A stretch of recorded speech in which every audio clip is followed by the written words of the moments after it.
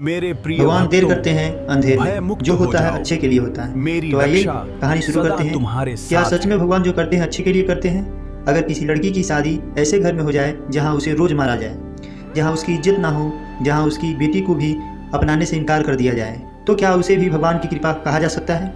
आज की कहानी एक ऐसी लड़की की है जिसने नरक जैसा जीवन देखा, लेकिन अंत में समझ आया भगवान जब रास्ता बदलते हैं तब जिंदगी भी बदल जाती है। साल 2012 बिहार राज्य के नालंदा जिले के भैरवपुर गांव वार्ड नंबर 7 में रामदास यादव जी और उनकी पत्नी सीता देवी थी।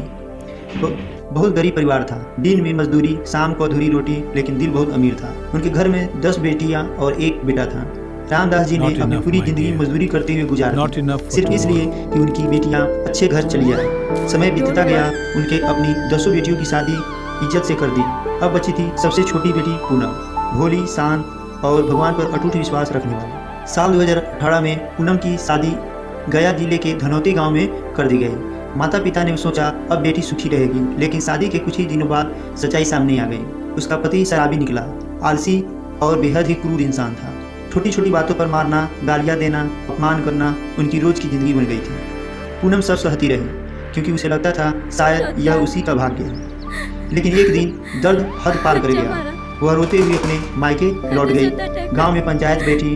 पंचों ने कहा लड़की को ससुराल वापस जाना चाहिए। समाज के सामने पूनम झुक गई और फिर उसी नर्क में लौट गई। साल 2020 में पूनम ने एक प्यारी सी बेटी को जन्म दिया, लेकिन इंसानियत उस घर में मर चुकी थी। ससुराल वालों ने साफ कह दिया हम इस लड़की को घर नहीं लाएंगे। उस दिन उसके माता पिता ने अस्पताल का पूरा खर्च उठाया और अपनी नातिन को अपने घर ले आए। अब अत्याचार और भी बढ़ गया, मारपीट, अपमान, डर। जब जिंदगी असहनीय हो गई, पूनम ने फिर हिम्मत की। इस बार गांव वालों को बुलाया गया। पंचायत फिर बैठी, लेकिन इस बार सच्चाई सबकी आंखों के सामने थी। पंचों ने फैसला सुनाया, यह लड़का कभी नहीं सुधरेगा, इन दोनों को अलग कर देना ही सही है। और उसी दिन वह शादी टूट गई। पूनम वापस अपने माता पिता के घर आ गई। कुछ लोग बातें बना रहे थे, कुछ ताने दे रहे थे, लेकिन भगवान चुपचाप उसके लिए नया रास्ता बना रहे थे। साल 2022 में पटना जिले के करहौली गाँव से एक रिश्ता आया। लड़का था रमेश कुमार, सीधा, मेहनती और समझदार इंसान। इस बार शादी सादगी से हुई और पहली बार पूनम ने सम्मान महसूस किया। आज साल 2026 है। पूनम के 2 बेटे और एक सुंदर सी बेटी है। उसका घर हंसी से भरा है। उसकी पहली बेटी भी अब उसी के साथ प्यार से पल रही है। एक दिन मंदिर में खड़ी होकर पूनम ने भगवान से कहा, हे प्रभु, जब मेरे साथ बुरा हो रहा था तब मैं रोती थी कि आपने मुझे क्यों छोड़ा, लेकिन आज समझ आया आप मुझे गिरा नहीं रहे थे, आप मुझे सही जगह पहुंचा रहे हैं। अंत की सीख। दोस्तों, जीवन में कभी भी जो हमारे रास्ते सबसे बुरा होता है वही हमें सबसे अच्छी जगह